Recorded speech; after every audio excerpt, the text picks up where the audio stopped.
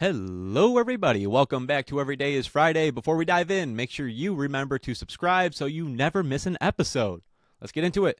Today's guest is Sishman.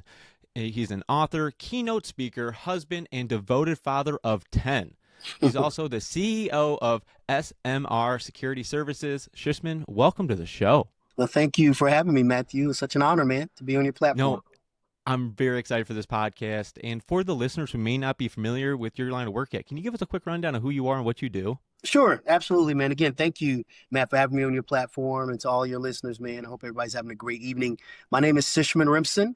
I am the owner of SMR Security Services, and in a nutshell, we are a staffing agency, really, and we staff security guards, physical security guards, to businesses on a contractual basis, and that's unarmed and armed security guards. Of course, you have to have licenses and different certifications through the state, which we do have, and carry a certain level of insurance and be bonded.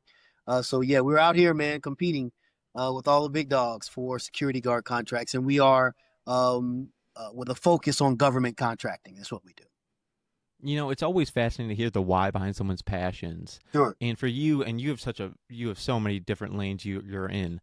I want to really ask you, what does no excuses mean to you, and how has it shaped your life? Wow, that's I don't know if I have enough. Man, I can stay on that for the entire show. Um, well, when you come from, Matt, where I come from, where you literally can't afford to have excuses. Um, Born and raised during the crack epidemic in our country, uh, primarily the ghettos and all of the stigma, trauma, PTSD that comes with that. Where I come from, Matt, no excuses was a way of life, else you did not survive. Right. And so I had to live no excuses before it became my mantra. But so no excuses, what it means to me is survival, really. When you come back to the principle of first mention, when you use that word in my life, I don't make excuses because I don't want to die. So in business, I still carry that same passion when it comes to making excuses. I hate excuses. I tell people all the time, and you have to excuse my vernacular, but it's how I talk. Excuses are for suckers. It's for suckers. And so, and I'm not a sucker, right? And so we're gonna get up every day and we're gonna fight to be the best versions of ourselves physically, emotionally, spiritually, and we're gonna check off every box, man. No excuses. You know, no excuses sounds like a foundation for everything you do. Yes, sir. Yes, sir. Absolutely. You think about it, man, coming from where I come from and then getting into this business, contract business, the security services industry, there's plenty of opportunities to quit. Oh my God, there have been so many opportunities, there's been so many failures. There have been so many, but when you feel that, in my case, when you feel that God have given you a vision, and he's giving you a vision to not necessarily bring the increase, but to water it and to work that vision until he brings the wanted increase. Uh, you don't accept failure as an option, man. And in that, Matt, you're right. No excuses becomes a foundational principle. Come what may in my life, I will not quit because there's no excuses for doing that. Period. I love that. And I want to dive a little bit deeper into your beginning story. I mean, what was something significant from your childhood that shaped you into who you are today? Absolutely. For me, Matt, it would probably be the absence of my dad. My dad, when I was 8 years old, my dad was a street guy, and he was locked up. He served 22 years in the state penitentiary, and I didn't see my dad the entire 22 years that he was locked up. And so um, it opened the door, believe it or not, caused a lot of trauma not having a dad in the home, but it opened the door, Matt, for a community of men to kind of step up and point me in the right direction. And so that's what happened for me. There were men in my life, there were people in my life, be it counselors, be it teachers over the years, be it church members. There are people over the years who stepped up and gave me an example, thus giving me hope to believe that I could achieve something outside of my circumstance, outside of my view, that I could reach for something beyond what I see. And that helped for me. There's a lot of cases, Matthew, where it does not help for some people. They choose another route. But for me, I chose the right path. And I'm living the dream because of it. Yeah, it's like one door closes, another one will open. And the Absolutely. people who guide us, like on the early days, the early often stays with us forever. The people that Right. guide us, when the first couple years. Yes, sir. Yes, sir. Those people in my life, man, who have been a part of my life since I was a child, and I can't see my life being what it has become or continuing to go in the way that it has without the shaping of those individuals, what they've taught me over the years, what I've witnessed, good, bad, and indifferent. It's all helped shape who I am today and my ideologies, how I think, how I process information, my fearlessness. My fearlessness came from how I was brought up, man. You can't be born and raised in Gary, Indiana, which is where I was born and raised in the 80s and the early 90s during the gang epidemic. It taught me how to be fearless. When you're hearing gunshots, that's what's putting you to bed at night, gunshots. You think I'm scared to walk into a boardroom and present my company to a man in suits? And no, that's safety for me, man. That's not, and so when you've come through what I've come through, man, I feel like my life has been tailor-made for me. The pressure of doing what I do every day, I was born and reared in pressure. And so I believe I actually performed the best under those circumstances, man. So I accept it all. As everyone says, pressure makes diamonds. Look at you. Man, that's what they say, brother. Now, Thank you. where did you first learn the belief if you think it, you can achieve it? Sure, I learned that in church. Um, uh, there is a scripture in the New Testament, um, and it says, maybe it's not in the New Testament, but it says, "So a man thinketh." It's in Proverbs, I believe. So a man thinketh. I believe it says, "In his heart and mind, so is he." And Henry Ford reshaped it a little bit. He said, "Whether you think you can or can't, you're absolutely right." And so that taught me at a very young age the power of the mind and the power of one's ability to think a thing into existence. And I'm not talking about magic, abracadabra, abracadoo, but I'm talking about a thought being formulated in your mind. And once you formulate that thought in your mind, you actually cause your body, your actions to start to go after what you formulated up here. Right. And so once I began to think of myself as a CEO, once I began to think as if before I actually was, I began to change these small habits along the way. What do I mean? So although I wasn't a CEO yet, I wanted to carry myself as one. So the way I dressed changed. The crowds that I hung around, they changed. I began to sit in rooms with people who knew more than me, who were smarter than me, who made more money than me. I began to sit in rooms with people who knew way more about this thing called business and entrepreneurship than I did, right? And so, although I wasn't a CEO yet, I began to tell myself every day that I was.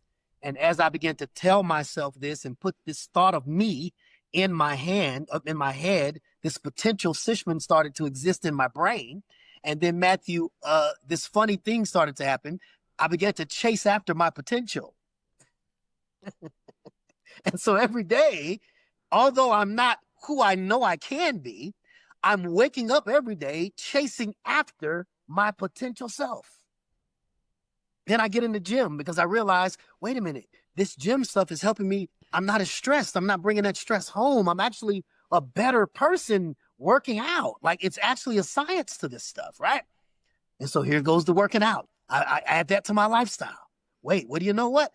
I'm getting more disciplined in the area of eating. And so now my discipline is spilling over into my business life and my work. And so it's all connected, brother. You being the best version of yourself is all connected ultimately to you chasing after the potential you that exists in the future.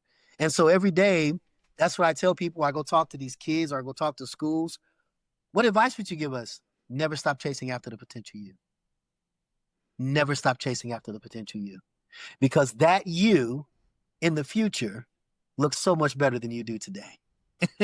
Right? And so that's my talk, man. At the end of the day, I'm sorry I get excited and I got off a little tangent there, but yeah. I love that. I love that because I've always said, like, what would my older self think of me? I want to Mm, become my older self. I want to visualize my older self, and he's my role model. I want to become who that is, and I yeah, visualize it. And your body does not know the difference between visualizing it or actually doing it. It does right. the same. It does the same exact thing, That's and right. it's something powerful in the mind that That's people right. got to understand. Your body is a temple, body, mind, and spirit, and Come on. for manifesting for me, as I visualize it, I take action towards it, then I Yes. manifest it. But you have to sit in a silent room for sometimes to understand your why. That's right. That's right. You do, man. If you don't know why you're doing a thing, man, you're kind of just out here tossed to and fro. You have no destination. You have no direction. You don't know what, you don't have no cadence. You're just out here. And so absolutely, man, when God gave me the vision of SMR security, before that, he imprinted one word within my heart and my mind, man, and that word is legacy. And Proverbs 13:22 was the foundation of that word for me. It says the only definition I see in scripture of a good man, right? Uh, Other scriptures, Jesus is saying, who is good, So but here in Proverbs 13:22, it gives the definition of a good man. It says a good man leaves an inheritance for his children's children. And that, for some reason, Matthew, was imprinted within my heart. And I said, God, I can't really leave an inheritance um, outside of course, what I put inside of them. But if you're talking about tangible passing on generational wealth, I can't do it on a 9 to 5. At least I couldn't do it with my skill set working for someone. And so, how can I create wealth? What does ownership look like for me in my space? No college degree, I can go down the list of why I can't. So what does it look like? God, you have to open up my eyes to see beyond the visible reality. Else I'll never accomplish this. You have to show me my potential. And that's the prayer that I pray. You have to show me my potential because all I see is the ghetto. All I see is the dad on drugs. All I see is a dad in prison, mom who's on drugs 22 years of her life, a statistical kid, gangs. You got to show me that I'm bigger than that. Mm-hmm. And until you can look in the mirror, Matthew, and see beyond your reality, oh man, you're going to stay stuck. You're going to stay stuck. And so I was able to see beyond it, man. And when I was able to see that, had that clear vision of who Sishman could be, I saw myself, and I'll share it with you. I saw myself speaking to thousands of people on a stage, but not as a pastor, not as a pastor. And here I was just sharing my story. And I saw people in the audience with tears in their eyes. And I was talking how I talk. I wasn't trying to sound super spiritual. So I knew I wasn't standing behind a pulpit, but I was speaking to people. And that is my passion, man. My passion is not security. What? No, it's not my passion. That's just the vehicle that God has given me to be able to take care of my family. My passion is people, dude. Yeah, and the way I think is, what do I want, and then how do I get there? Yes. And a Yes. lot of the times, I want to circle back a little bit here. What Sure. you are is God's gift to you, and what you do with it is your gift to God. Mm, I What's your like take on that? No, man, let me write that down very quickly first. I want to steal some stuff from you, man. Use on my podcast. Let me say, no, I mean, I hear service. I hear service, Matt. There's a chapter in my book, Defining Moments, and it's entitled, It Ain't All About You. It ain't all about you.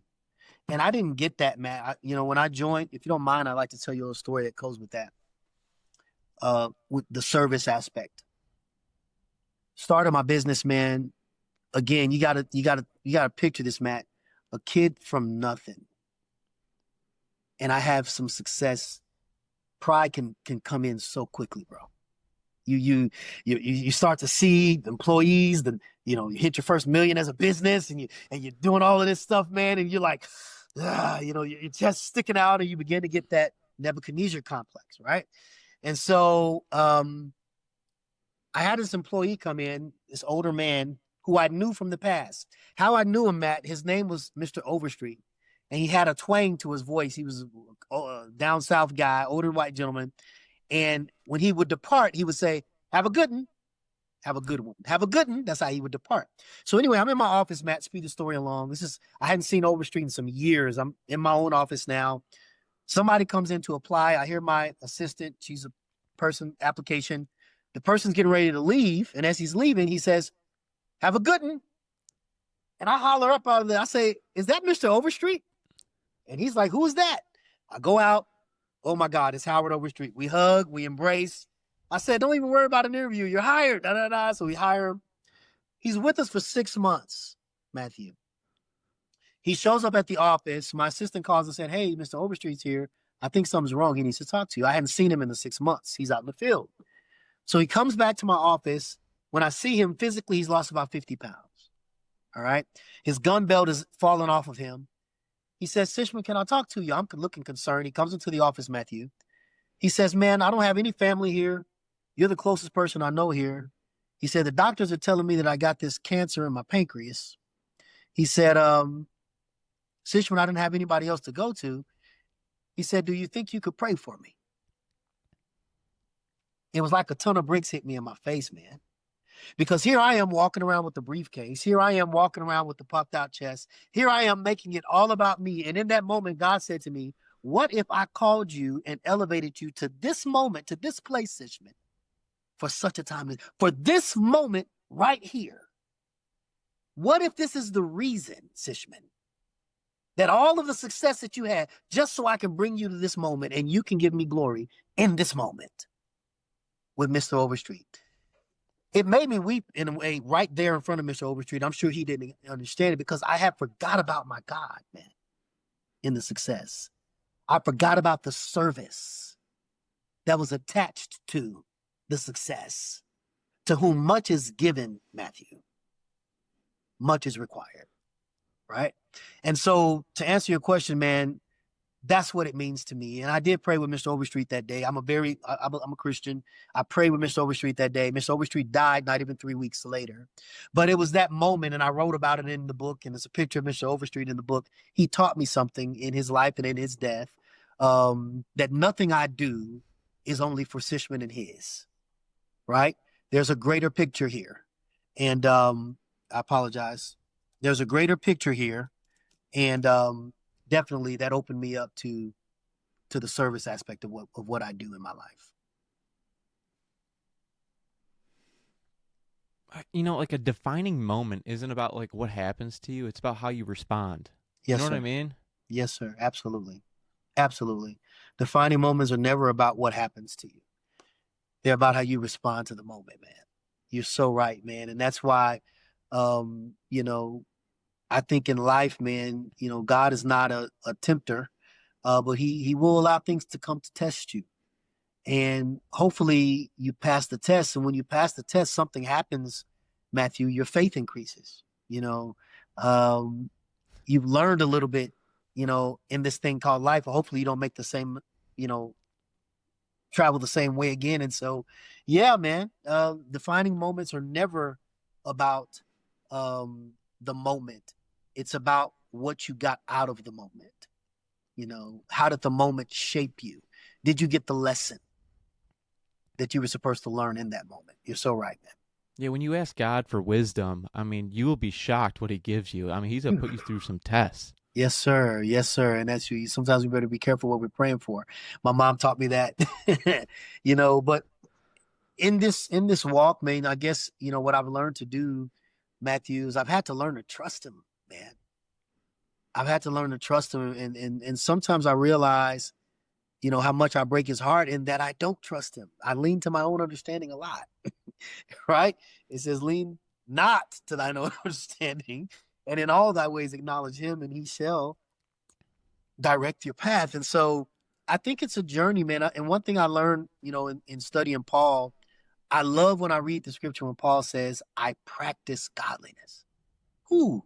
You, Paul? The greater Paul? You've got to practice? I practice God, not you, Paul. What are you talking about? You're chief of Paul. And so, man, it's, none of us have all the answers, Matthew. None of us have got it all, man. And every day, man, we've got to practice what we preach, if you will. We got to practice, right? Being the best version of ourselves. And in my opinion, there is no greater version than a submitted Sishman. There is no greater version of Sishman than a selfless Sishman. There is no greater version of Sishman than a push to glory up where it belongs Sishman, right? And so, absolutely, brother. Yes, sir. Now, what made you lean into deciding to write your book, Defining Moments? Being asked by so many kids. I started speaking before I published the book, and so many people were, when I would do talks, would be so inquisitive about my life, so inquisitive about some of the stuff that I may have mentioned in a talk about my past, and people were wondering, how did that become you? Like, when you've experienced so much pain, so much loss, how are you a good dad? And your dad was such a horrible dad, you know. How have you never been addicted to drugs, but you were around drugs your entire life? How, and so, and I tell people all the time, it's that, it's just a made up mind is undefeated. You can ask two sons whose dad was an alcoholic. You hear it all the time. Why did you never drink? My dad was an alcoholic. Okay, why are you now an alcoholic? My dad was an alcoholic. Right? And so it's just about how you process the information and what you make up your mind to do. And I've always made up my mind, and once my mind is made up, it's undefeated. I have a no loss on my record when my mind is made up. So Now, I've heard the first couple pages of your book are pretty heavy, and every great book always leaves people changed. yes, What's sir. the biggest message you want to leave people when they read your book? Sure. To don't discard your moments. Um, don't despise your life as if it's has no value. Although my defining moments may differ from yours, you still have moments. You still have moments in your life that God have tried to use to bring about change, to bring about a different version of you, to bring about a different outcome, not just in your life, but in somebody else's life. I want somebody to read this book and understand that there's a God working behind the scenes in all of our lives. And we think we're just going left because we felt the urge to go left, or we think we're going right because we felt the urge to go right. But there's an author and there's a finisher. There's somebody ordering the steps of all of our lives, man. And when we don't understand a thing, I think it would behoove us to trust him, you know. And you could not have told me, Matthew, when I was going through these moments, that years later, a book about defining moments would be the outcome for some of these. You couldn't have told me that at the time, because all I saw was my problem. All I saw was the issue. All I saw was my circumstance. And so hopefully my prayer is somebody, and it has happened.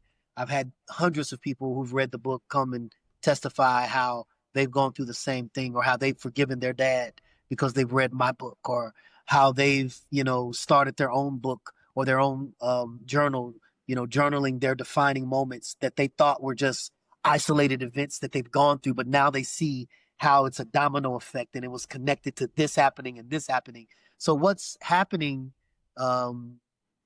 with the book, man, is what I prayed for. Is what I prayed for. Most people out there, they when they're talking about their achievements, they really don't talk about their achievements. They talk about their failures. Yeah. made them, their defining moments. Yes, sir. That's what they talk about. The CEOs of all these companies, Yes, the sir. failures, the defining moments that, like Elon Musk, they're worried about to go bankrupt on Christmas Eve. Right. That's a defining moment That's that right. he had to raise money up Yes. to have another rocket launch into space, to have Tesla be around. I mean, there's defining moments Yeah. that's what they're known for. Can you Yes. share a defining moment from your life that you'll never forget? Absolutely. Um, and I've had so many defining moments, man. So many defining moments in my life. Um, Truly a defining moment that I'll never forget, and it absolutely had nothing to do with me, in my opinion. Um, but it was my dad. It was my dad had got released from prison, and this is a chapter in my book. It's entitled "Redeeming Fatherhood." And he didn't show up. My dad he was scared to be a father. And every time he got the opportunity to be one, he left me hanging, man. And so he got released from prison. So happy to see my dad. I was a E2 at the time in the military, making $900 a month with 6 children. But I scraped up enough money to fly home to see my dad. And he did not show up, man. He didn't show up. And so I was getting ready to leave. Some of my family members decided to take me out to eat. I just told them to pick a restaurant. They picked any restaurant, man. We went out to eat. I felt rejected. My plane was leaving in the morning. I was in the military, so I couldn't stay longer. And I'm sitting in the restaurant, man. They just picked any old restaurant, Matthew. And I'm sitting in the restaurant, and this gentleman has his back towards me, and he has dreadlocks. My dad had dreadlocks. And I'm sitting there at the table, and I'm like, no, that's just, nah. I didn't even pay attention. So I keep talking to my family, and the guy's sitting there, and my dad never wore jeans in his life. He wore suits all the time. And I looked at the man.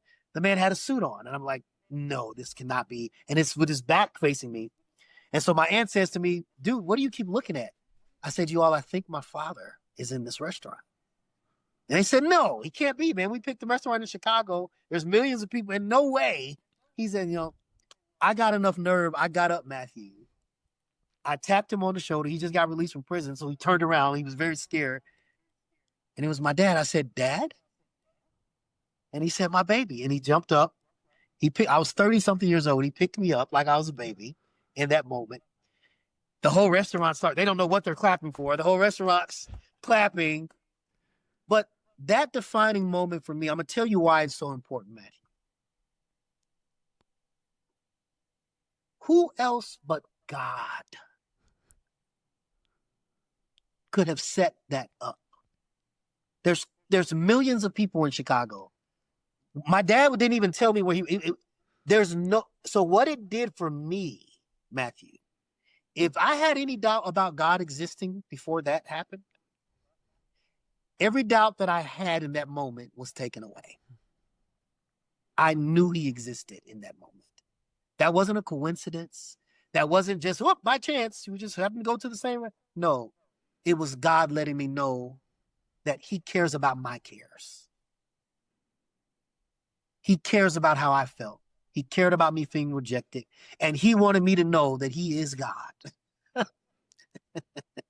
in that moment.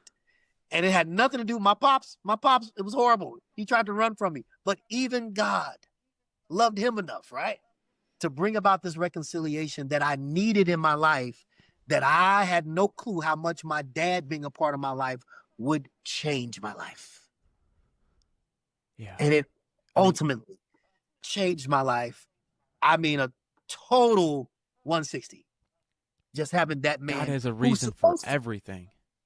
Who's supposed to be. There's only one person. I tried to make all these other guys my dad. There's only one person that was ordained to be my dad that could speak to me like that man could speak to me. And for the next 9 years before he died, we became the best of friends, my dad and I. And so God gave me my daddy, man. And so that is the defining moment for me. And I know it's not, necessarily, but for me, it did something to my faith that nothing else has ever done to my faith since. Yeah, it reminds me of the saying, some people are in your life for a reason and some are just for a season. That's right. And That's God right. God has a point. He has a certain situation in everyone's life that he if you reach out to him, he'll show you the light. Yes, he will, man. Yes, he will. And the thing is, man, when he shows you, are you going to cower down and be scared? You know, just like the children of Israel. We want to hear from God. We want to hear from God. And then he starts speaking. No, Moses, you talk for us. We don't want to hear from you. So they got scared, you know, from his voice. And so again, we pray for certain things, man, and we ask for certain things. And, you know, a lot of times we don't like the way that he gives it to us or the, you know, or the conduit from which the blessing is going to come, you know, but, you know, that's the thing about humility, man, because God will teach you a lesson even in answering your prayer, right? And so I had to learn that too. Yeah, going off of that topic, I mean, what advice would you give to someone going through their own defining moment? Sure. Don't quit. Don't quit. Um, I believe that's the easiest alternative to getting the lesson, you know, or the lesson being fulfilled is quitting before the moment is fulfilled in your life. And so remember scripture. Remember that Jesus said, Lo, I am always with you, even until. So there's never a place you can go that he is not there. Even if you make your bed in hell, there's never a place you can go that he's not there. So what am I saying? Don't be fearful. Don't be fearful, right? Don't be scared of the risk. Don't be scared of the moment. Treat every moment as a moment that potentially could define you in your life. I'm always looking for those moments now, Matthew. Is this a defining moment? Seriously, people think I'm always looking for those moments. I'm always looking for those opportunities for the trajectory of my life to change through people, not just me, maybe the trajectory of somebody else's life. Maybe I'm someone else's defining moment, right? Look at the blessing is that. No, I love What that if because them meeting that's you, so Sishman? true. Yes, yes. There have been people, I'm very open about some of my past things that I've gone through. And, you know, how can I, when I meet a young man who's scared his girlfriend is pregnant and he's thinking about having an abortion, how can I help him, Matthew, unless I confess to him that before in my younger days, I had an abortion, me and my girlfriend had an abortion, and it dang near killed me. The pain of that choice and not share that heaviness with him. And then he makes up in his mind to not have one and brings the baby by 2 years later to let me meet the baby that my words potentially helped bring into this world, right? And so, oh man, that gives me teary eye. You just don't know, man. There's so much hanging in the balance of you being the best version of you. There's so much hanging in the balance of you not being afraid to open up your mouth and tell your story. Because there's people that look like you, even if they don't look like you, they're going through what you've gone through. Even if they're not going through what you're going through, they know somebody that is going through what you're going through. And so now you're giving them words, you're giving them language to speak to that person. You see what I'm saying? It's never ending. You can peel the onion how you want, man. No, it's a great takeaway because, you know, if I never started this podcast, no one else would have. That's right. That's right. You're absolutely right. Because there's certain things that Matthew, there's only one you, brother. There's only one you. And believe it or not, Matthew, every single one of us are a nail and we're different nails, right? But there's only one you. And that nail, God uses that nail. He fastens that nail in a wall. And the deeper you are into the foundation, hopefully the foundation being him, the deeper you are into that foundation, Matthew, the more he can hang on your nail. The more souls he can entrust you with, Matthew, right? The more anointing he can entrust you with, the more gifts he can entrust you with, the deeper you are into that foundation. But here's the problem. We don't mind being a nail, but we don't like the process of getting deeper into the foundation. You got to be hit, man. You gotta take that hammer to the nail and drive it deeper into the foundation. It's painful, right? But the goal is for you to get more sturdy, to get more planted into that nail. Well, I don't like getting hit by the hammer. I got it. The hammer is the problem, but guess what? The hammer is still in the hand of the carpenter, which means, and the carpenter, being Jesus, will not allow the devil to put more on you than you can bear. Right? So the hammer's hitting you, but guess what? It has limited power. It has one goal, and that's to drive you deeper into God, man, so that he can entrust all these people. And that's the beautiful thing, Matthew. I taught a lesson once, and it was entitled, Who's Hanging on Your Nail? And you know the answer to that question, Matthew, is you will never know, Matthew. You don't know how many young people are watching you, Matthew, and they're inspired by your podcast. They've started their own podcast now. You know, they want to be like Matthew because, oh, I like the way he looks. I like the way, whatever. You're inspiring people, man. And you will never know, Matthew, until it's all said and done. And God lets you know one day how many people you've helped become the better version of themselves, man. What a great responsibility. I love it personally. I've had a lot of defining moments myself doing this podcast and helping. Like you said, I've helped so many people out there start their own channel. Yeah. And I'm motivating them. And if I've never interviewed the people that have so many different stories and experiences from people from all walks of life, people from all the way around the world, I'm giving them a platform to give their story to the world in a way that's never been done before. Yes, sir. You are, man. And it's valuable. It matters, man, because you're giving people a voice, man. And a lot of people, unless there are people like you who invite us on the platforms, we don't get opportunities for the giftedness to really, it says your gift will make room for you. That's what the scripture says. And it's people like you that allow the gift to be on display, right? That's what opens the door for opportunities to come. And so we need you, Matthew.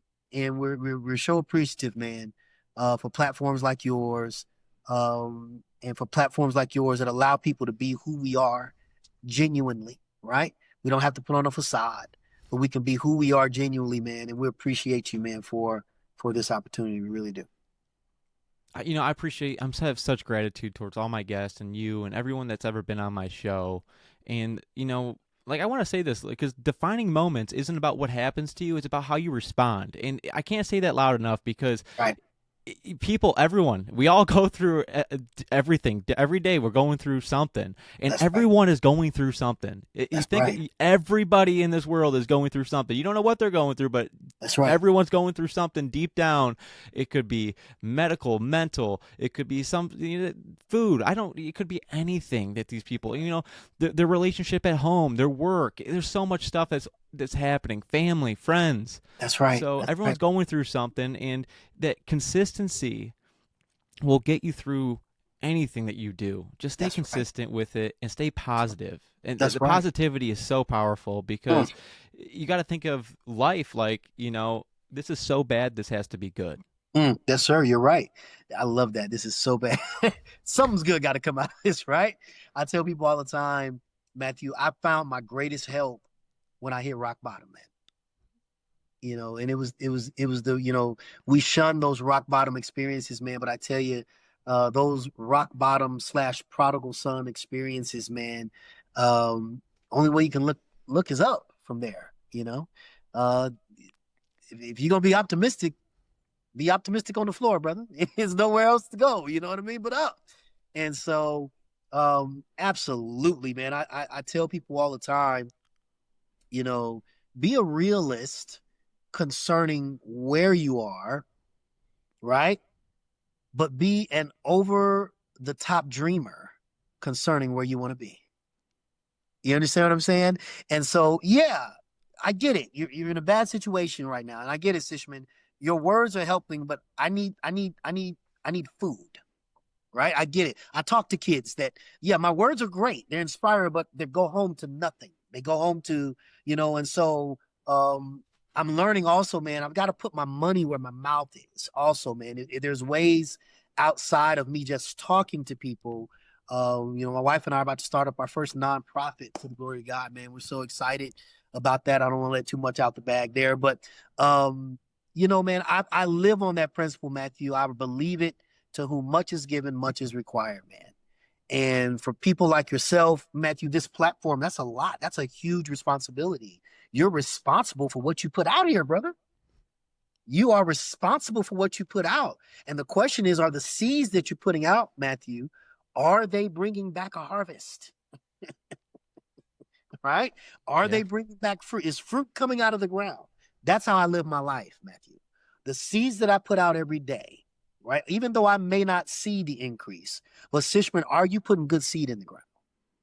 That is what I ask myself every day. Are you putting good seed in the ground? Even if you never live to see that tree, that apple tree, whatever it is that you're putting in the ground in that person's life, you better know that you're putting good fruit in the ground. And I feel that strongly in everything that I do. Congratulations on starting your nonprofit. That's a big accomplishment. That's Thank something you. I want to do in the future as well. Yes, sir, man. That's my wife. That's been her passion. That's been our passion. Both of us, man. We want to know how can we give back, but do it in a way to have the biggest impact within our community. And so we've got some things coming, man. I can't let it out the bag like I want to, but it feels so good to be in a position um, that God has put you in, man, to be able to give back. And I'm not talking about just talking about giving back, but I mean deliverables, bro. You're actually putting stuff in the community that's going to help kids become better adults, right? And give hope to a hopeless community. Man, it's just it makes me teary eyed, man, about the mission that we're going to put out here in the world. And so, yeah, No, if it matters, you will find a way. And if that's it right. doesn't, you'll find excuses. Oh my goodness, man, you better talk about it, man. That's so true, man. Excuses, man, they come a dime a dozen, man. Everybody can make excuses. I hate excuses so much, man. I mean, you're talking to a gym rat, man. There's nothing you're talking about. I've seen my body transform. I've lost 36 pounds uh, this last year. 36 pounds. I'm in the best shape of my life, and I'm 3 years away from 50, man. Right? And I'm in the best shape of my life, um, and you can't do this, man, making excuses, brother. It's a parallel. The gym life and the process of building your body up. It's the same way you live life, man. It gets hard. Those weights are heavy, dude. Especially after the fourth set, man. The weights don't get lighter, right? It gets heavy. Life does not get easier, per se. You just get stronger, brother. The weights are still the same weight. I promise you. When I was trying to lift 275 pounds the first time, that stuff was heavy, Matthew. But guess what? I can lift it pretty easy now. But the weight didn't change, Matthew. I got stronger, right? And so that's how we think life gets easier. No, Dutz, it didn't get easier. You just got stronger. In life prepped you, and now you're not the same. And so that's the same. You should never go through a trial for naught. No, man. You don't. That's why I said you have to make sure you're getting the best out of every moment of your life, because whether you like it or not, it's changing you Mm-hmm. for the better or for the good. It's Yeah, up. it's so powerful because like you're really trying to improve your body, your mind, and spirit Yes, sir. all at the same time. I mean, Yes, your sir. body's a temple. That's what I say. And if Mhm. you take care of all three of those, your life is going to improve no matter what. That's right. It is. It's a domino effect, brother. It's a domino. I would dare say this. It's hard. It's hard fetched to see someone really in tune spiritually who does not care about the physical man.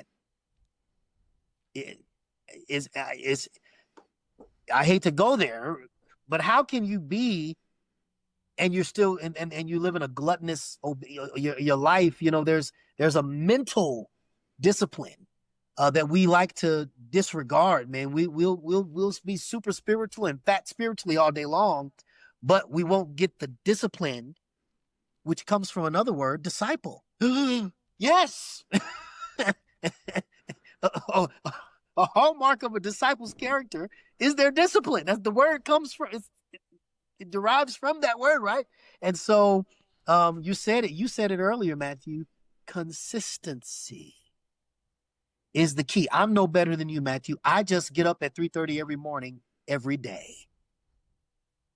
And I'm not going to not do it for my wife. I'm not going to not do it for my children. I'm not going to not do it for anybody. I get up at 3:30 every day because I have to talk to God before I kiss that woman, before I kiss my children. That is my time to say something to the man. Every single day. Ishman, I've been waiting for someone like you to be on my podcast. I mean, you have 10 kids. I've been waiting to ask this question. I mean, how has fatherhood shaped your leadership? There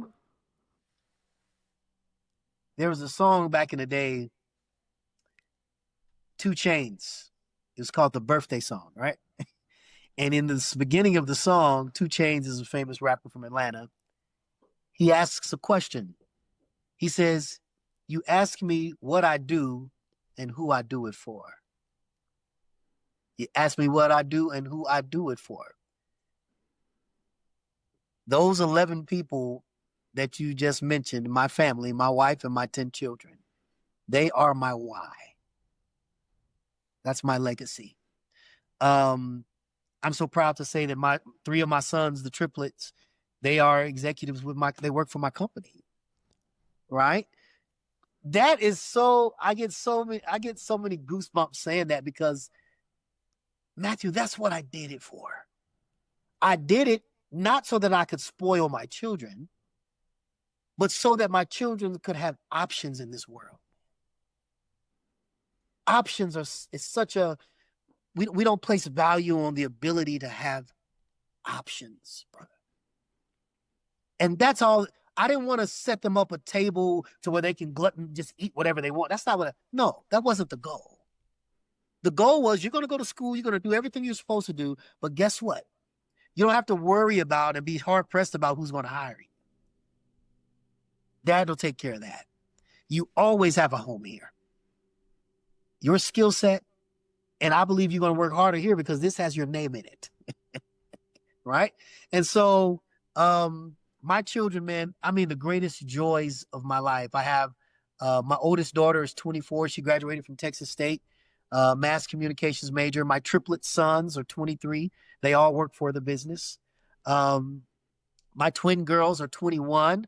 One went to University of Houston, and the other is studying to be a veterinarian here in San Antonio, UTSA. And then I have my 18-year-old son. He's in college in Iowa at Graceland University. I have a 17-year-old daughter graduating this year, 13-year-old son in 8th grade, and then a 4-year-old daughter, Hazel Lynn, who's in her 3rd year of pre-K4 at a Christian school here. So a beautiful family. It's never a boring moment, man, in my family. And that's the motivation. I mean, I don't need any more motivation, man, and inspiration. I have it right there in my family. Wow, that is a legacy. It is, brother. It is. It reminds me of one of my guests I've had on the podcast. Name's Ethan. He still does weigh like 660 pounds. He's losing the weight right now. Come on, Ethan. And I'm proud of him, extremely proud of him. And yes, his why is for his future wife and kids. You better see her. You better see her as clear as day. If nobody, Ethan, should see that woman and those kids, you should, brother. That is an amazing why. And guess what that why will do? Make you change your life. Hey, that why will make you change your life quick, fast, in a hurry. Because guess what? They exist in reality when they exist up here. Mm-hmm. So a man thinketh in his heart and his mind, so is he. They're just waiting for you to catch up to him, Ethan. That's all. They exist out there with the potential you. Right, man? And that's so beautiful, man. That's so beautiful, brother. I've talked to so many folks, man, who are in the process of becoming that person that they envision. Not that I envision, that they envision in their future. And man, I'm the biggest coach. As long as you're not sitting on your behind eating Twinkies, but you are doing the work. You are doing the work every day. And I don't care if you have setbacks. You may sit down and have a Twinkie every now and then. But as long as you're continuing to get up and do the work, that gives God something to deal with, man. I tell you, man. And that's what people need to realize, man. It's never about being perfect. That's not what it's about. I tell people all the time, is your if perfection is your goal, you're going to be disappointed a lot of times. It's not about perfection. It's about you every day just being better. Every day. I'm not perfect at all, Matthew. Don't claim to be perfect. And if you're looking for a perfect mentor or something like that, I'm in the David Goggins vein. That's my vein, but I'm not your guy if you're looking for perfection. But if you want somebody to light a fire under your behind, and you want somebody to light a fire under your butt to help you stay motivated and get you to the next, I'm your guy. That's me, right? And so, yeah, man. But shout out to your what's his name one more time? Ethan. Shout out to Ethan, man. I love hearing stories like that, man. Yeah, and if you put 100% of your focus on self-improvement in yourself, you won't have time to just compare yourself to others. That's right, man. That is comparison. Oh my gosh, man. That is the killer of so many things, man. When all of us have a God-given uniqueness. Yes. Every single one of us have a God-given uniqueness, man. And I've never been a quote unquote a hater. I've never compared myself to any man in a negative, and that's negative energy. Now, iron does sharpen iron. There have been men in my circle, my brothers, they're doing great. It's motivated me to go after something. That's not bad. That's good. That's what it should do. It should inspire us to be the best version, but a comparison, comparing yourself as stature, inferiority complexes and all that type of stuff, man. It's very weak.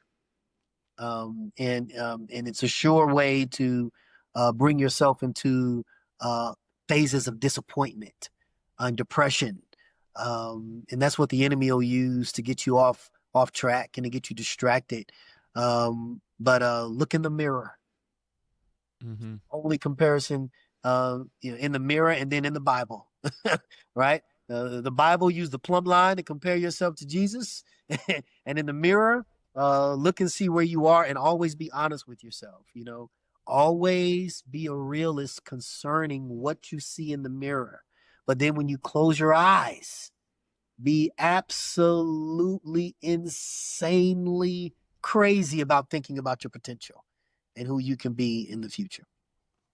Yeah, shoot for the stars. I mean, you are truly inspiring. I mean, everyone is dealt a different hand in life. Right, that's right. And I'm a guy that does not believe in luck. I believe that luck is the opportunity, and the opportunity is there all the time, being prepared for the opportunity. So, I mean, you're really inspiring. And I got that from you. Everyone's dealt a different hand in life. And it's so true. Yes. And I had to learn, Matthew, because I speak to people that come from everywhere. And so since you just can't speak to the hood, there's people that resonate with you, Sishman, that have never been in a hood scenario in their life. So your message has to bleed over into every race. It has to bleed over into, and that's what my message ultimately does, Matthew. I don't care where you come from. I don't care what your story is. One, it's valuable. It's valuable and it has the potential to help somebody else, right? And then secondly, you matter. Regardless of where you come from, you matter. And there's only people out here who will become the best versions of themselves having made contact with you. I can't do it, Matthew. I can't speak to them, but I don't have the hair, right? I don't have the everyday is Friday. I don't have this. They're just not meant for me. They're meant for you, brother, right? And guess what? I have to say, you know what? That's okay. Because I want Matthew to be the best version of Matthew, so Matthew can touch the masses. So he can touch every single person. When he meets God one day, God can say, Matthew, your cup is absolutely empty, dude. You have literally poured out let me fill that bad boy with some treasure here. Let me get you, right? And so, man, I support, man. I think I don't compare. I don't, it's kind of like I remember I used to hear about pastors comparing who has the biggest churches. Like, okay, really? Like, is that really what it's about? Or are we just, or can we be excited about the one soul that says, you know what, I need to change? And regardless if you ever get 15,000 in your church, you're still excited about the one person. Man, I had one person, Matthew, send me an email. He was from Africa and he got my book, man. And I mean, we talked, he called me through the Instagram thing. We talked for over an hour.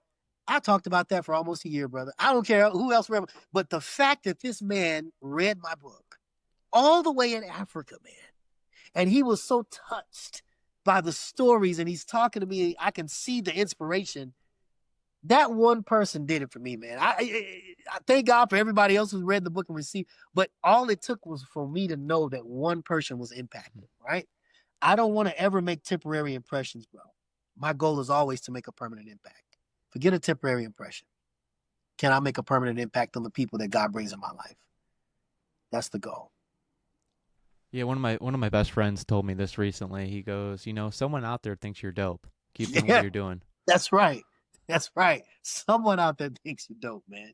Somebody. And I tell people all the time, as corny as you may think you are, somebody thinks you're the best thing since sliced bread, And pretty soon, it may take others' belief in you before you believe in yourself. That's okay. Um, it was like that for me. I didn't believe that I could do what I'm doing now. Before I became a CEO, I was in the security industry for 10 years and I battled with confidence as God began to promote me because I didn't have the degree at the time. I have the degree now, but because I didn't have all of those things that lined up with my name, I just felt so inferior. I just didn't feel like, I was in rooms at times and I made my race an issue. Nobody else made it an issue. Everybody else, hi, Sishman, how you doing? I'm like, I'm the only black man in the room. Okay, why are you saying that? Why? So I have to deal with all of these different things that like to come up, Matthew, that can distract people from their purpose, right? Sometimes we're the ones that make issues when they're really non-issues. If you can find a common denominator that you and this human being connect on, because at the end of the day, we're humans, right? Sometimes we can't be afraid of the discovery. Sometimes, Matt, that means I got to spend a little time with you, Matthew, to discover what we have in common. And that's the problem across with relationships, man. We don't want to take the time to spend with people. We're just looking at the face value facade that they're giving us instead of dealing with the real person. And once you realize, man, that there's more in common than more that differ, relationships become better, business becomes better because now there's no inferiority complex walking into these rooms. I am a human being just like you're a human being, Matthew. And guess what? We're going to find what we connect on. And once we do that, man, God is going to do the rest. He's going to bring the increase. And so, man, that's how I've had success, man. I deal with people first and foremost at the common level of humanity. At least I try to. And then when I meet people who try to deal with me otherwise, let's dig there. Let's have a conversation on why you feel this way toward me and you don't know me.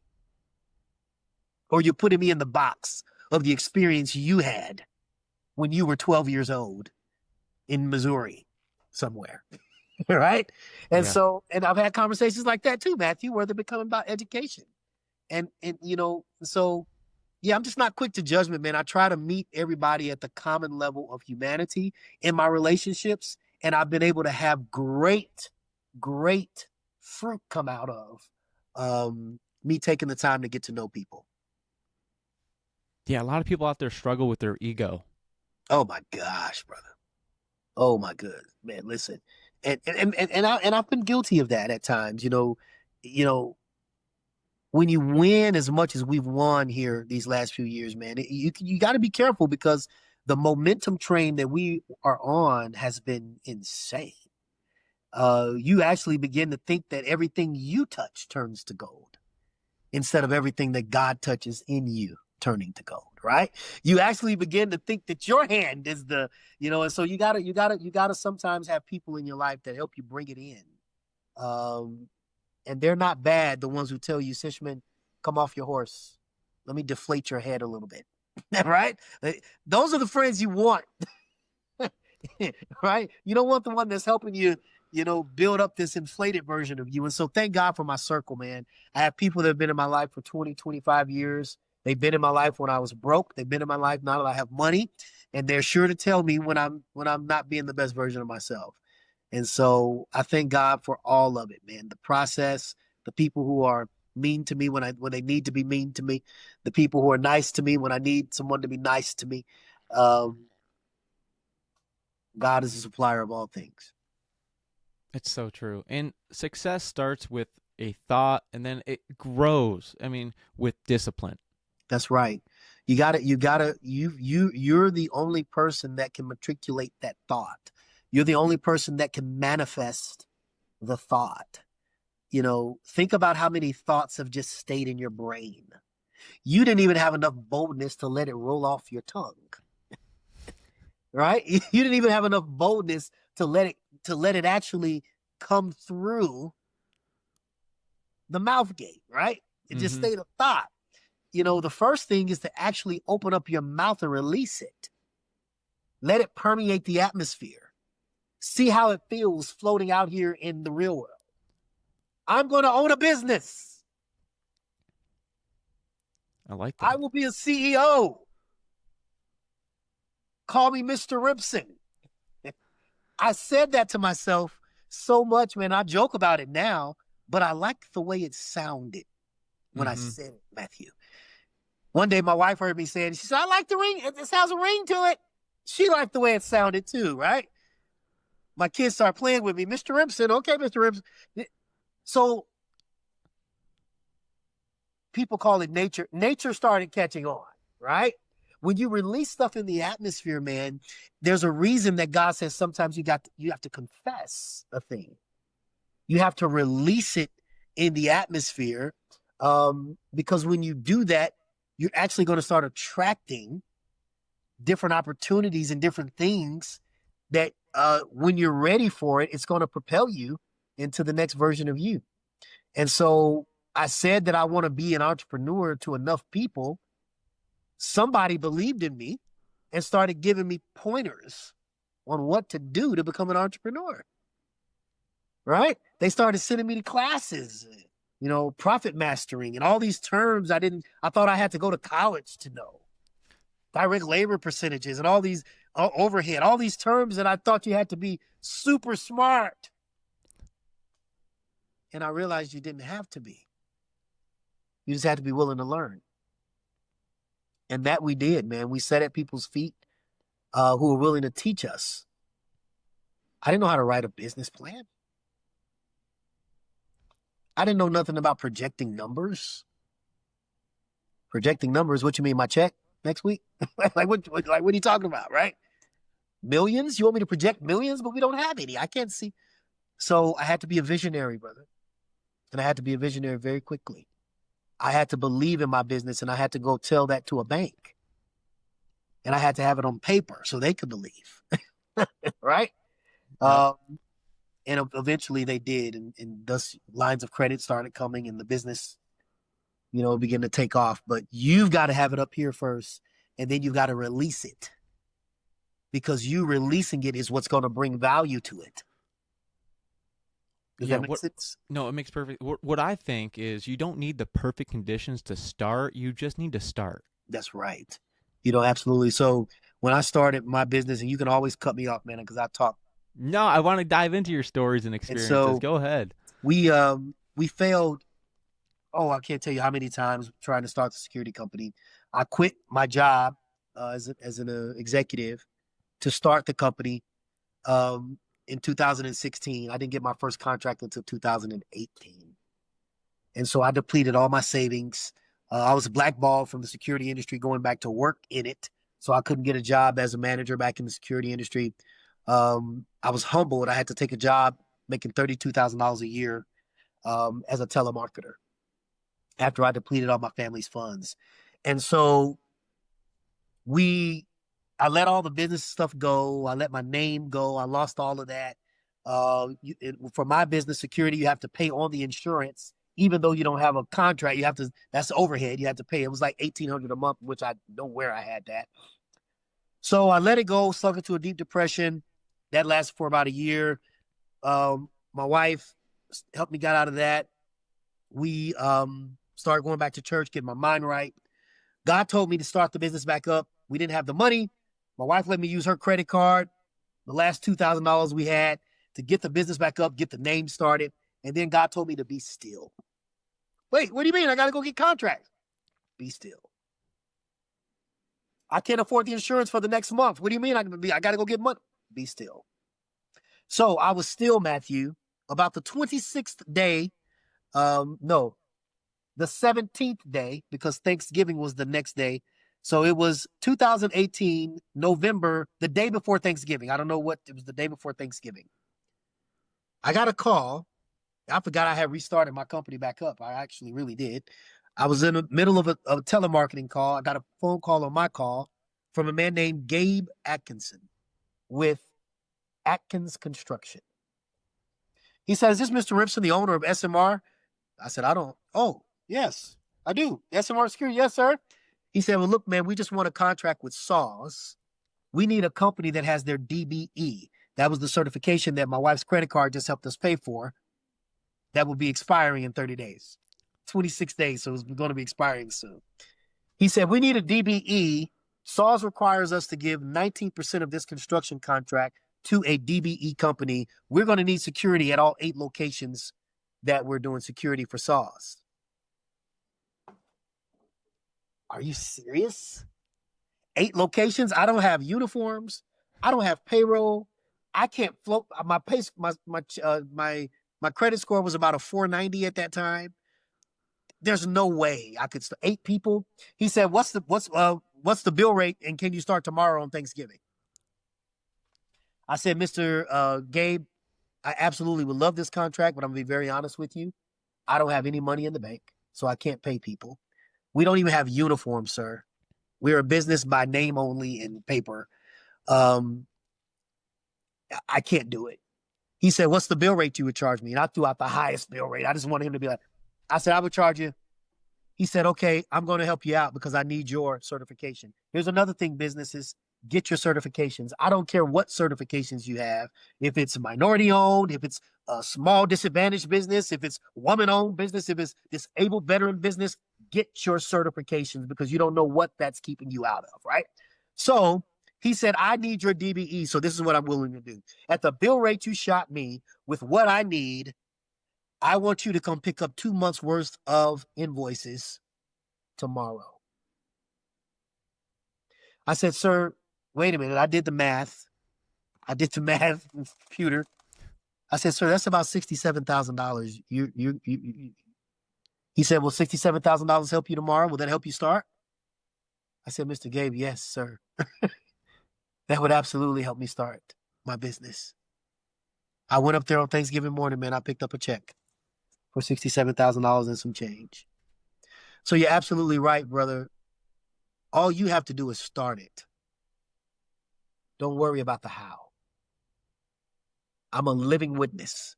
All I did was start a business. I was broke.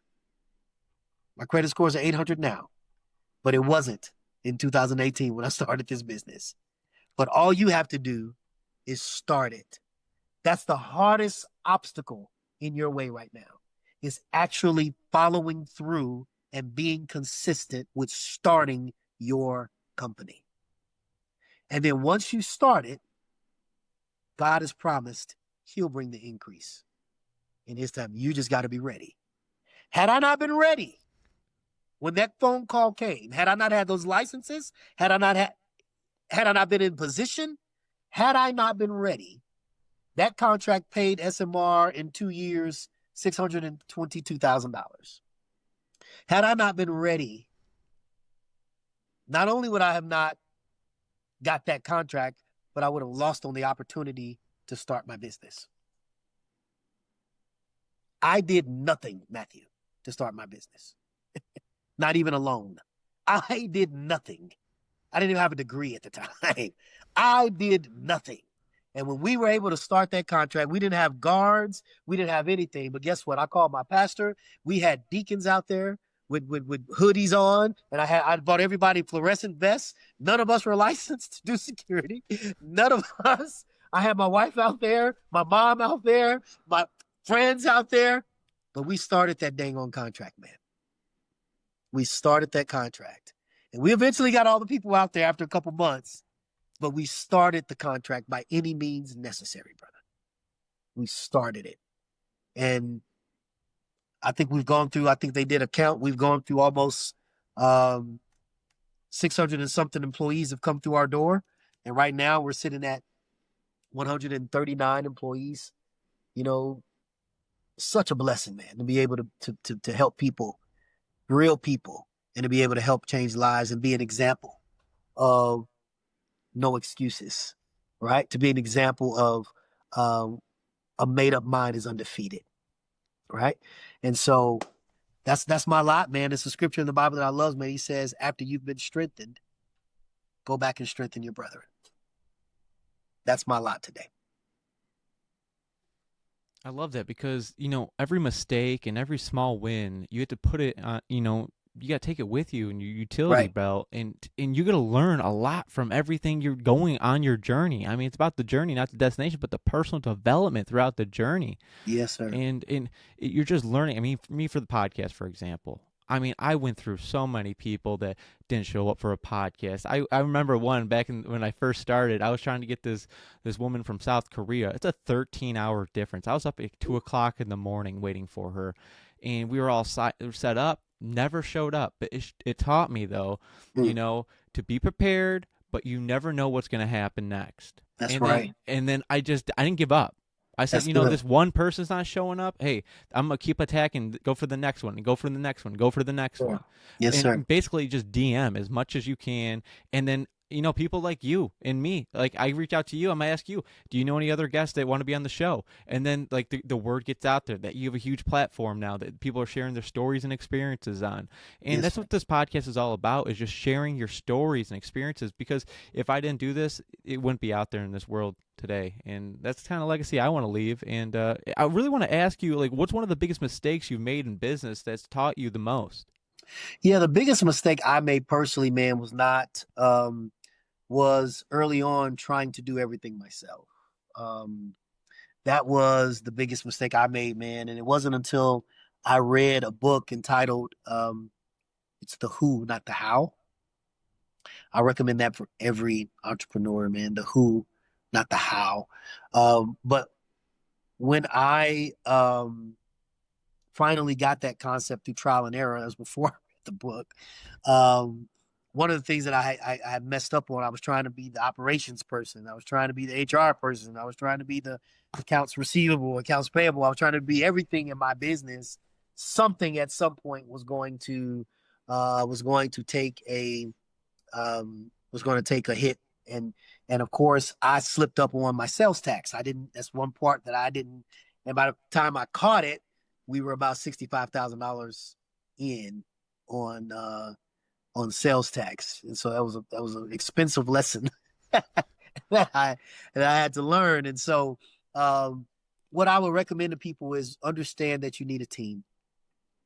And until you can get that team, of course, you can outsource. You don't have to do everything else. It's cheaper than hiring someone. You can actually outsource to third parties different aspects of your business, and which is what I did. And then as we begin to get bigger and we start, the revenue of the company begin to grow, and you're dealing with a lot more. You need tax professionals. You need different things. You need a team at that point. You need a lawyer.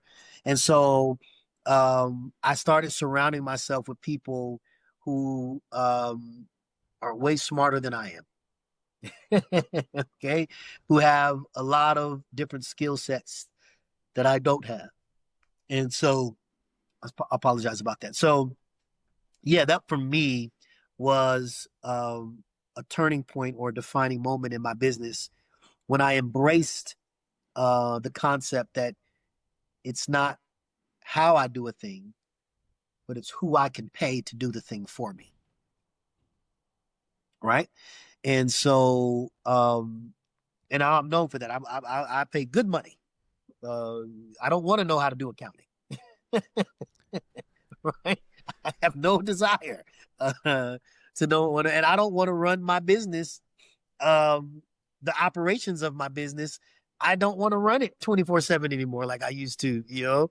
And so I brought in someone that can do this. So yeah, it's about bringing in and understanding it's a team. And then it's about taking care of your team, Matthew. You got to take care of the people who take care of your vision.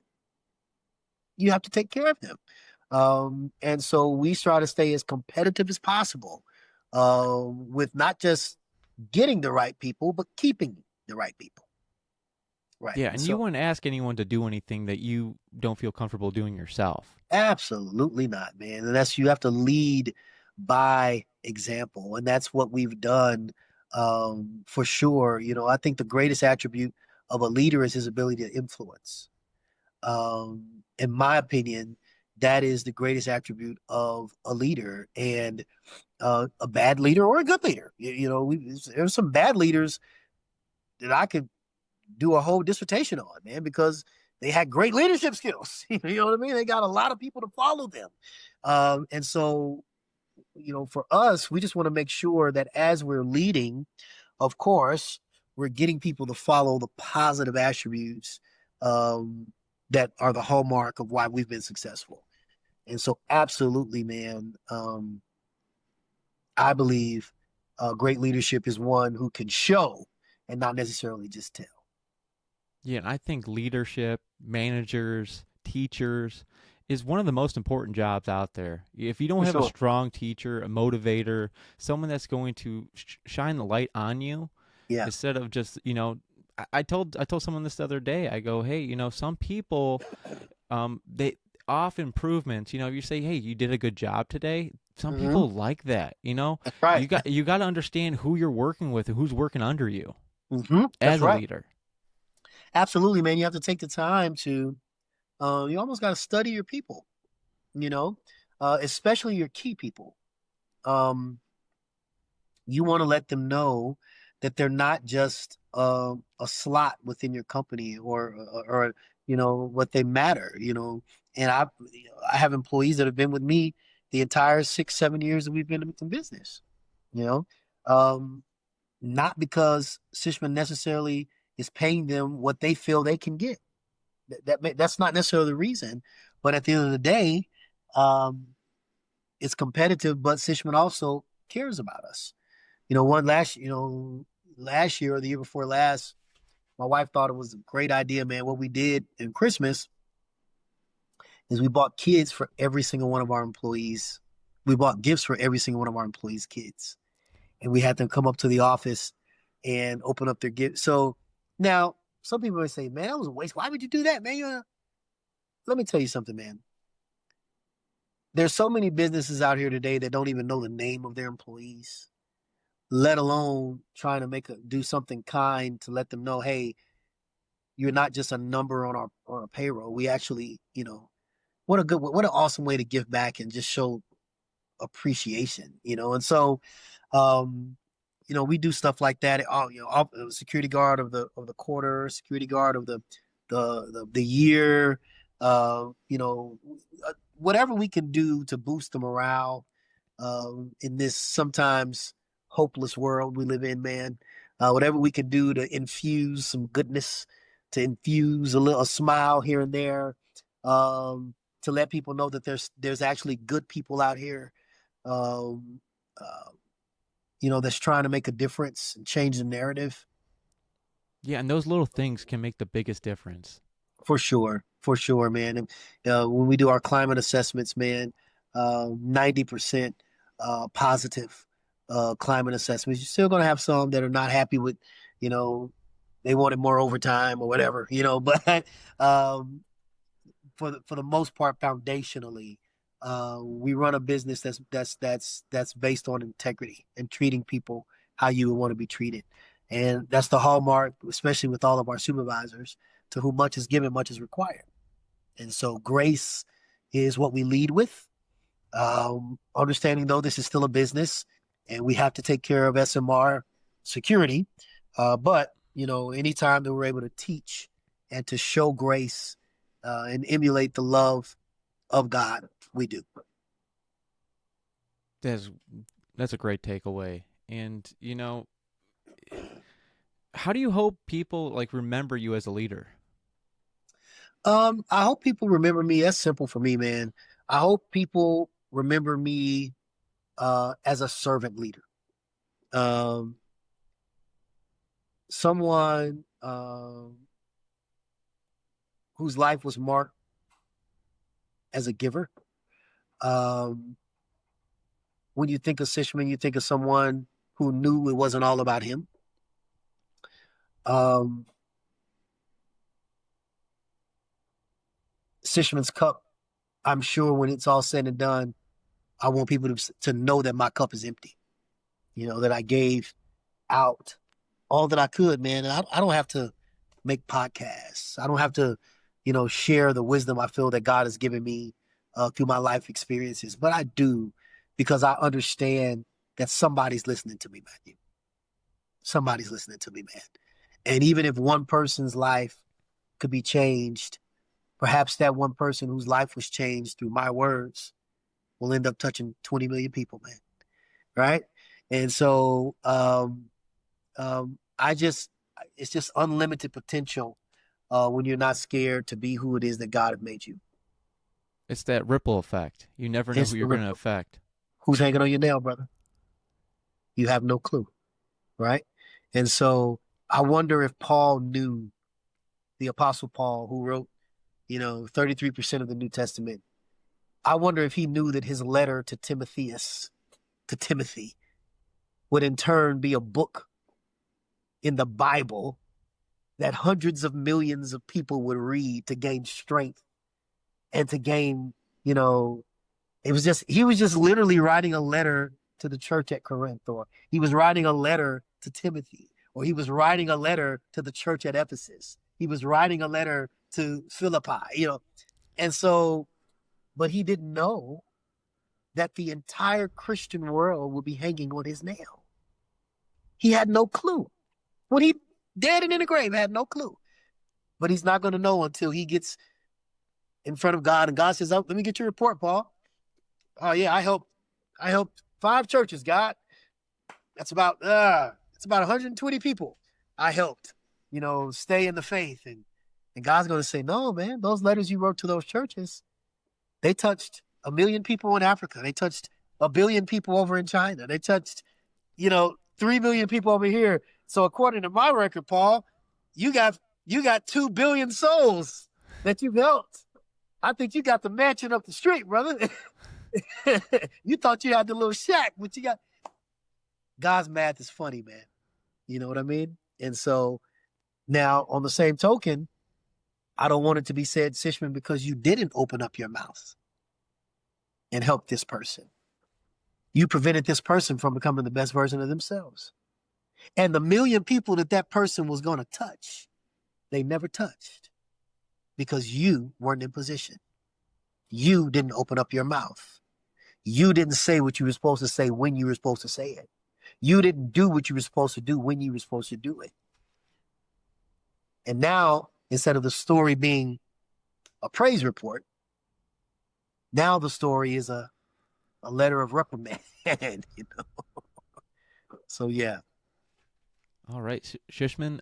This is the part of the show. This is the Friday mindset part of the show. I want to dig into your journey, your mindset, and the moments that have shaped you. What has been the best piece of advice you've ever received? The best piece of advice I have ever received. Wow, man. The best piece of advice I have ever received would be from a former pastor of mine. And I'm going to tell you why. It seems so simple. And it was such a simple, answer to a question that I asked him about slipping up and just staying consistent in life. How are you able to, stay consistent? And it seems like so many things are against this consistency and this choice or this made up mind that I've made since I've made up my mind, particularly in my walk at that time. And his answer was to me was, you can never go wrong by choosing the right thing. And it was so simple. It made me feel stupid, like a little bit. Like it was so simple. But then when I looked at my life, and I'm not just talking about from a spiritual to sin or not to sin. I'm not even talking about from a spiritual aspect. But Matthew, I looked back over my life. Every time I've chosen to do what I knew was the right thing. Mm-hmm. Right? Um, when my daughter was born, me and her mom, before we got married, she was born, I couldn't keep a job. And I saw that her parents were doing more than they were supposed to for my child. I'd never left Gary, Indiana, never left the Midwest, the Quad Cities. I said, I'm going to do something different, Matthew. And within a week's time, I went and took the ASVAB and joined the United States military, man. My family thought I was cuckoo for Cocoa Puffs, man. What? But for the first time in my life, I knew I did the right thing, man. For the first time in my life, Matthew. I didn't know how right it was.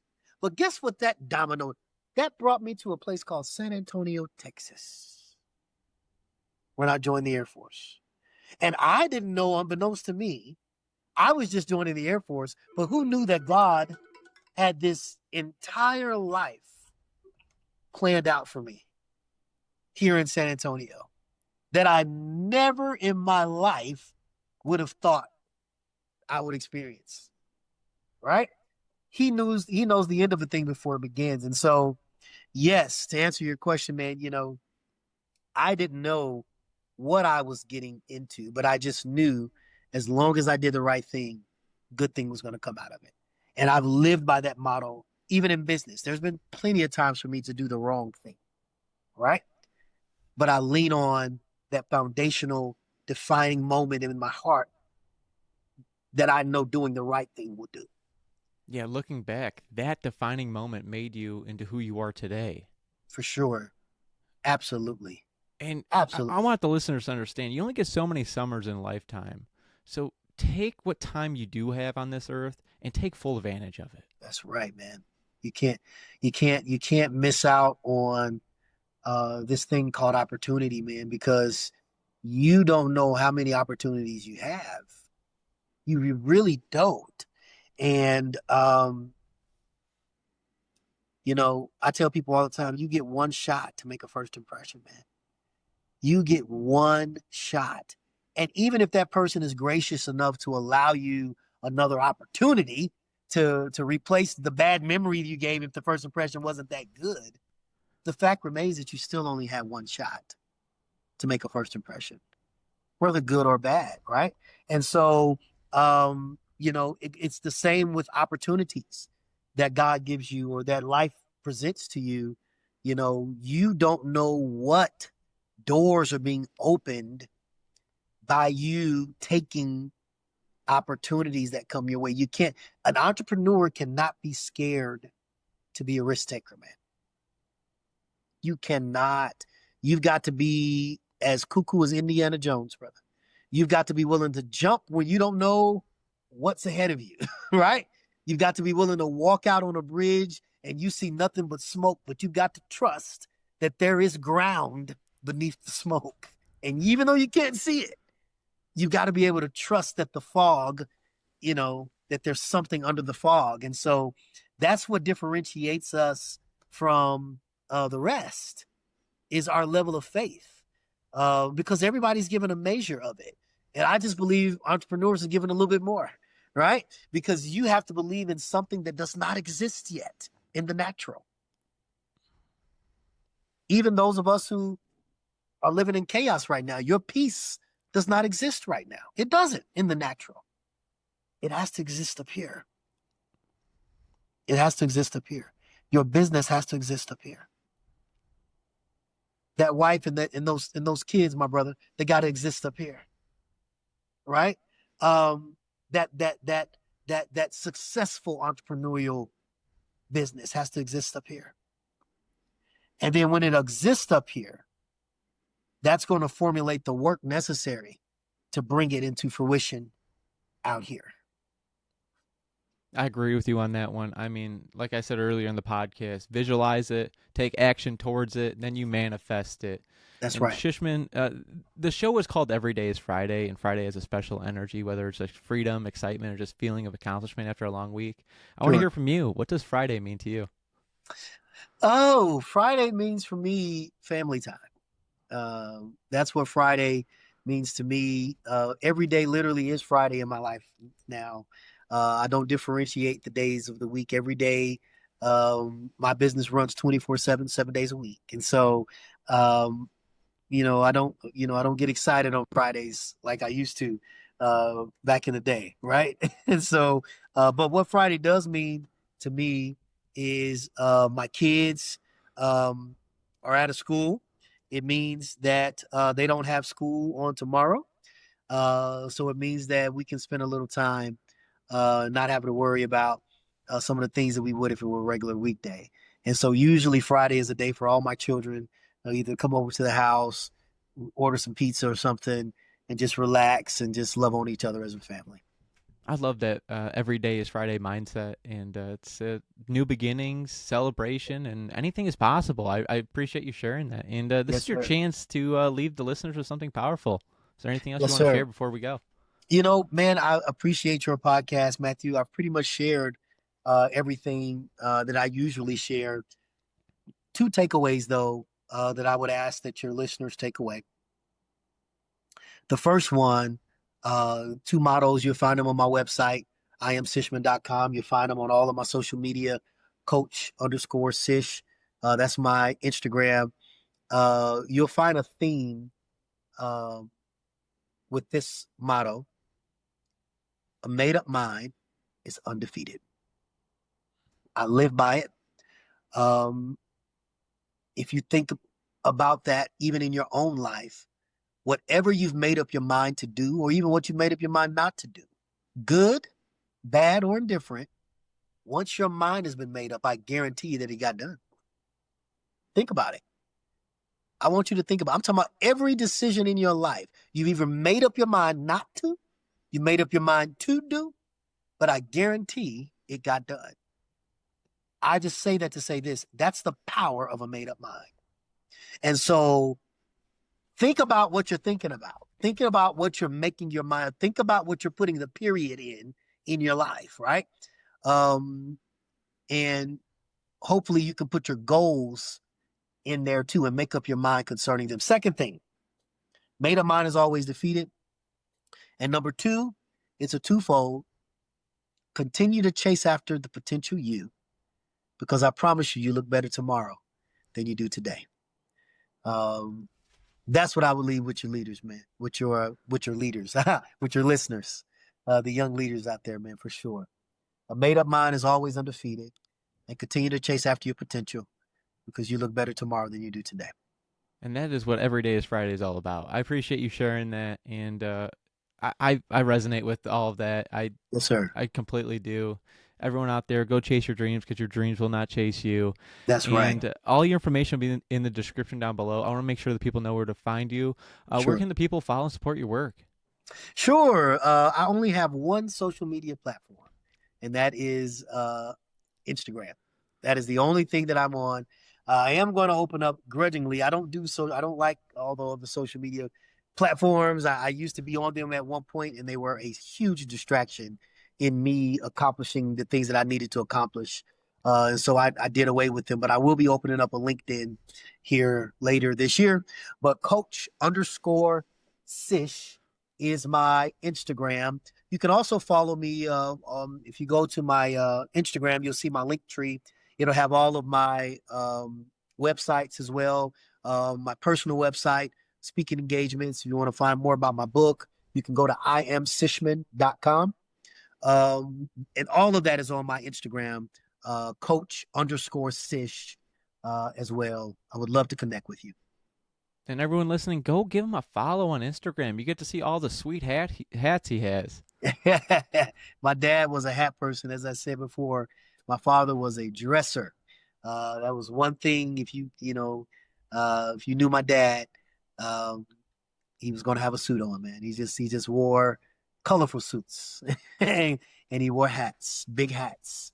And so my style for fashion and my dress definitely came from my dad. And so yes, I'm a lover of all type of hats, especially fedoras and Stetsons, cowboy hats. Yes, sir. Now I'm a big fan of them myself, and I know the listeners got a lot of great value out of this. It's been an awesome conversation. Thank you for being here.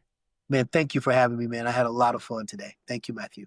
Every day And is Friday, brother. every day is Friday indeed. And to everyone listening, stay tuned for more amazing stories on Every Day is Friday. If you enjoyed this, make sure you follow, share, and keep that Every Day is Friday mindset going.